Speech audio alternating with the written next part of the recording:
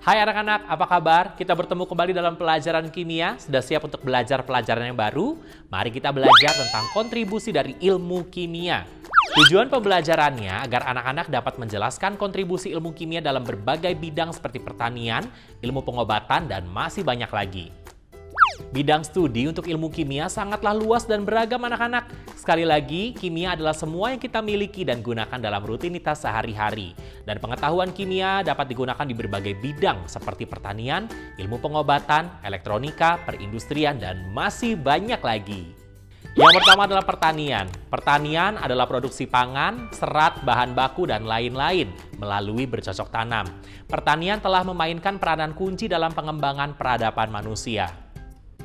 Kontribusi signifikan terhadap pengamanan biji-bijian makanan dan perlindungan panen telah dibuat dengan menggunakan prinsip-prinsip dari ilmu kimia. Nutrisi artinya adalah proses penyediaan makanan yang dibutuhkan untuk kesehatan dan pertumbuhan.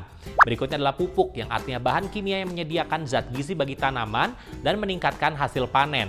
Pupuk yang umum digunakan adalah urea, amonium sulfat, kalsium nitrat, sodium nitrat, potasium, dan juga amonium fosfat. Sekarang mari kita lihat tentang pestisida ya. Pestisida adalah zat kimia yang digunakan untuk membunuh hama. Pestisida yang umum digunakan adalah malathion, aldrin, dan juga parathion. Berikutnya adalah insektisida, yaitu zat beracun yang digunakan untuk membunuh serangga. Insektisida yang umum digunakan adalah DDT dan juga BHC atau BHC. Berikutnya adalah fungisida.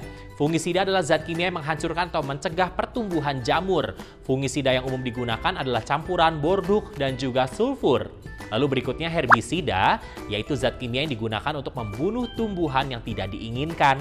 Herbisida yang umum digunakan adalah atrazin, 2, 4-D, dan juga fluchloralin. Sektor yang kedua adalah pengawetan makanan. Pengawetan makanan digunakan untuk mengawetkan makanan dalam waktu yang lama selama waktu supply dan penjualan dari produk makanan, dan juga untuk mencegah terbuangnya produk makanan anak-anak. Pengawet makanan yang umum digunakan adalah sodium benzoat, sodium metabisulfit, dan juga asam salisilat. Sektor yang ketiga adalah obat. Ilmu kimia juga memainkan peranan penting pada sektor medis. Semua obat yang kita minum ada hubungannya dengan ilmu kimia.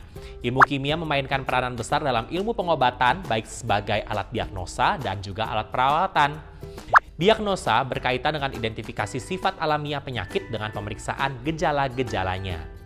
Ahli kimia telah melakukan penelitian ekstensif untuk mengembangkan dan juga menguji perawatan medis baru dan obat-obatan baru untuk melenyapkan penyakit. Bahkan, berbagai tes darah dan urin dilakukan dengan bantuan ilmu kimia. Beberapa benda-benda yang dapat dikaitkan dengan sektor obat, contohnya adalah antibiotik. Antibiotik adalah zat kimia yang diturunkan dari jamur atau bakteri yang dapat membunuh mikroorganisme dan menyembuhkan infeksi bakteri seperti penisilin.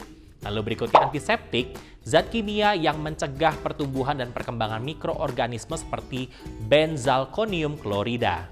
Berikutnya analgesik, yang dikenal juga sebagai pereda nyeri. Ini adalah zat kimia yang digunakan untuk menghilangkan rasa sakit. Lalu antipiretik adalah zat kimia yang menurunkan suhu tubuh seperti paracetamol dan juga aspirin.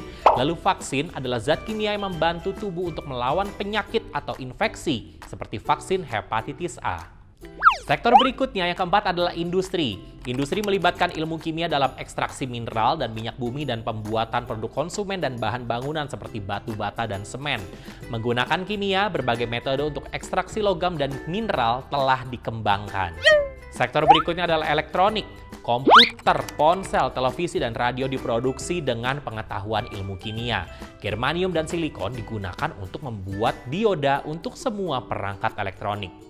Sebagai catatan anak-anak, dioda silikon lebih bagus dibandingkan dengan dioda germanium karena tidak mudah rusak akibat panas berlebih. Selain itu, dioda silikon lebih murah. Sektor berikutnya yang keenam adalah bahan kimia rumah tangga. Pengetahuan yang didapat dari ilmu kimia telah membantu kita dalam membuat produk konsumen seperti sabun, deterjen, pewarna, minyak, sampo, dan masih banyak lagi. Lalu berikutnya kosmetik. Semua jenis kosmetik seperti krim, bedak, lotion, cat kuku, lipstik, dan parfum diproduksi menggunakan ilmu kimia. Lalu otomotif. Otomotif seperti mobil, skuter, sepeda motor, bus, dan kereta, bahkan kapal dan pesawat terbang menggunakan energi yang didapat dari berbagai sumber energi. Bahan bakar, oli mesin, dan asam pada baterai diproduksi menggunakan pengetahuan kimia. Sektor berikutnya, yang ke-9 adalah pertahanan nasional. Banyak senjata diperlukan untuk menjaga negara. Senjata ini bekerja menggunakan beragam zat kimia seperti serbuk mesiu, TNT atau trinitrotoluene, dan juga fosgen. Sektor berikutnya adalah penelitian antariksa. Roket membawa beragam satelit menuju luar angkasa, dan roket-roket tersebut diluncurkan menggunakan bahan bakar. Pengetahuan kimia telah membantu kita dalam mengembangkan bahan bakar roket yang efisien atau propelan. Lalu berikutnya sektor pakaian. Serat sintetis seperti nilon diproduksi dengan pengetahuan kimia anak-anak. Serat sintetis banyak digunakan untuk membuat handuk, spray, dan masih banyak lagi karena lebih kuat, anti kusut, dan juga cepat kering. Lalu sektor arkeologi. Arkeolog menggunakan ilmu kimia untuk mengukur usia fosil melalui proses yang disebut dengan penanggalan karbon. Mereka menggunakan metode ini karena metode ini tidak akan merusak fosil saat menyingkirkan kotoran. Anak-anak, kita sudah menyelesaikan pelajaran kali ini, pelajaran kontribusi ilmu kimia. Sebelum kita melanjutkan ke pelajaran berikutnya, jangan lupa kerjakan dulu buku kegiatanmu karena ada kegiatan di sana. Tetap bersemangat dan sampai jumpa lagi.